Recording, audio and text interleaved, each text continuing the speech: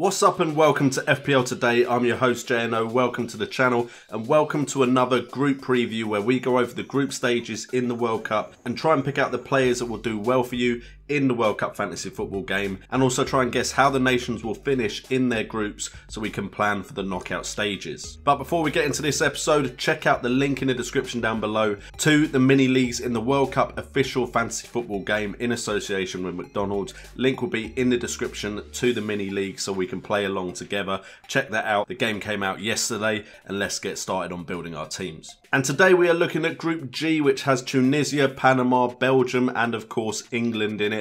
A group that looks like it's going to be finished top by two teams in particular, which could have big potential for fantasy football points in our World Cup fantasy football game. And we are starting off with Tunisia first, who did qualify for this World Cup in convincing fashion, being unbeaten and getting draws against the likes of Portugal in friendlies as well. Tunisia aren't to be taken lightly. I know a lot of people are looking at this group thinking England and Belgium are locks to go through and Panama and Tunisia are whipping boys.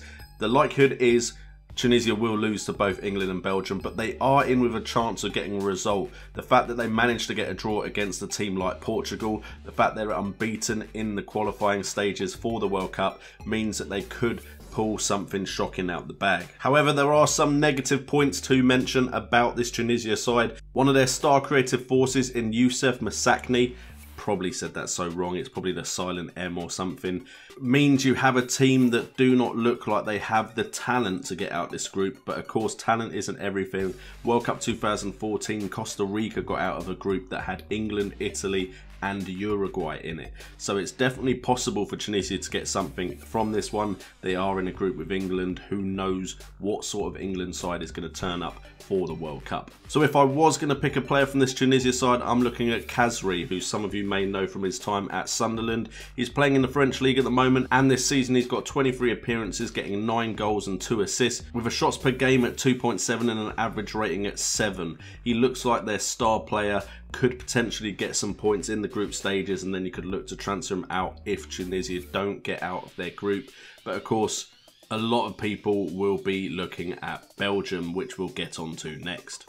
Belgium, of course, considered a favourite by many due to the quality in their squad and qualifying from their group with 9 wins out of 10 matches, scoring 43 goals in total. There is still some doubt whether they can perform on a big stage, but qualifying from their group with 9 wins, 1 draw, 43 goals scored, 6 conceded, which isn't many at all, and 6 clean sheets, there is definitely some hope and some fantasy potential in this side. Problem is, if you think Belgium will do well in this tournament, then who are you going to pick? You've got the likes of Romelu Lukaku, Eden Hazard and Kevin De Bruyne, all star players in their own right, with a supporting cast of Dries Mertens, Thomas Meunier, Toby Alderweireld, Jan Vertonghen and Courtois, as well as other options as well. It's a hard puzzle to figure out. If I was looking at this side and picking the players that I want from this team, I think Romelu Lukaku is a safe bet, purely because he is leading the line with a lot of creative forces behind him, and he got an incredible amount of goals in qualifying. As well as that, for Man United in his debut season, he had 33 appearances, 16 goals, 7 assists. Shots per game was at 2.5 and an average rating at 7.29. That's not bad for a debut season at all. And in qualifying for Belgium, he got 11 goals out of 10 games, which is a great return for any player. And then my outside bet, if you're looking to get a Belgian player in but maybe not spend as much as you'll have to on the likes of Lukaku, Hazard and Kevin De Bruyne, is Thomas Meunier. I've probably said that name wrong, but 16 appearances in the French league for Paris Saint-Germain, 4 goals, 4 assists, shots per game at 0.5, average rating of 7.09, and in qualifying he got 5 goals. That's a goal every other game for a defender, which could be great if he can continue that in the World Cup. We now move on to Panama, and this is their first ever World Cup, qualifying ahead of the United States to get here, which is no mean feat. However, they weren't free scoring by any means. Their record was 6 wins, 5 draws and 5 losses. Goals for was 16, goals against was 15. Clean sheets they did manage to get 8, but again the quality of competition was going to be very different to what they're going to play in this group. Roman Torres was their joint top scorer with 2 goals, so there's definitely no standout option in this side. He is a centre-back, Roman Torres, though, so potentially he might pop up with a goal from out of nowhere. But the fact that one of their joint top scorers scored 2 goals and is a defender shows you that there isn't any player head and shoulders above the rest as far as getting goals. Their team also lacks pace, which is going to be of detriment against the likes of Belgium and England, who both have some fast players that could maybe exploit a back line that is very slow. So because of that, there is going to be no Panama player that I'm going to suggest for you guys to put into your side. I really think if there is going to be an upset in this group, it will be from Tunisia. So a Panama player really is only going to be picked if you are looking to save budget and bring in some big hitters elsewhere. And finally, we are on to England, who of course managed to qualify for another World Cup. We're quite good at qualifying for World Cups, doing it comfortably, but not as comfortably as other teams in Europe in qualification, and also probably not as convincingly as we'd have liked. We were, of course, unbeaten in 10. We got 8 wins and 2 draws, but we only scored 18 goals. However, we did only concede 3 as well, so there's some good signs defensively. Clean sheets, we actually managed to get 8 as well. Another downside is we seem to be very poor at breaking down defensive-minded teams, which I believe Tunisia and Panama are going to set up defensively, which doesn't bode well for us. However, in friendlies leading up to the World Cup, we are also unbeaten. And I'm hoping, because I'm recording this while we're playing Costa Rica, that hasn't changed, as we've beaten Holland and Nigeria and drawn against Italy. There is potential in this squad for players to have a breakout World Cup, but also generally because of how we performed in World Cups before, there is not much confidence in this England side, say compared to Belgium, who probably have more star quality players than England do. Picking out players for fantasy football for me from this team was difficult. I mean, Harry Kane is Harry Kane. He's performed brilliantly in the Premier League for about 3 seasons now.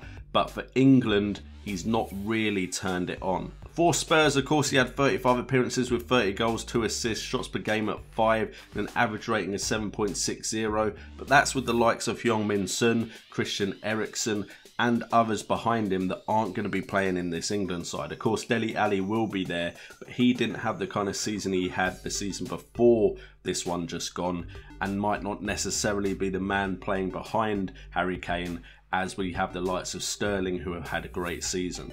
Speaking of Sterling, he of course had a great season with Man City, 29 appearances, 18 goals, 11 assists, shots per game at 2.6 and an average rating of 7.55. But again, can Sterling do it in an England shirt? At Man City, he's surrounded by a lot of talent, and the team for England don't necessarily have that quality, and of course are managed by a different manager. However, I'm hopeful for both Raheem Sterling and Harry Kane to continue their form in the World Cup and take England at least onto a respectable stage of the World Cup competition. And then looking at how I think this group is going to finish, and I would have to tip my hat towards Belgium finishing top of the group. I think in a competitive game, Belgium, with the quality they have, should beat England if they play their hand correctly. However, England, I do think, should have enough to get out this group with Tunisia and Panama in it. So I think they should comfortably get second, with Tunisia getting third. I imagine they'll beat Panama and Panama coming fourth. But of course, this is England, so potentially we could end up finishing third, Tunisia second, and seeing ourselves knocked out of the World Cup quite early. Anyway guys, thank you so much for tuning into this episode as always on the channel. Hope you're enjoying these group previews. We've only got one more group preview left, and then hopefully we should be live streaming on Saturday, which should also see some more content come out on the channel before the World Cup begins. Also check out FPL Wildcats. We should be doing a stream on Tuesday, I believe, so check out that channel to get more insight into the game and from other people as well. So look at the links in the description, hit that subscribe button, hit that notification bell and that like button. I've been JNO, this has been FPL Today, and remember, it's all about the game.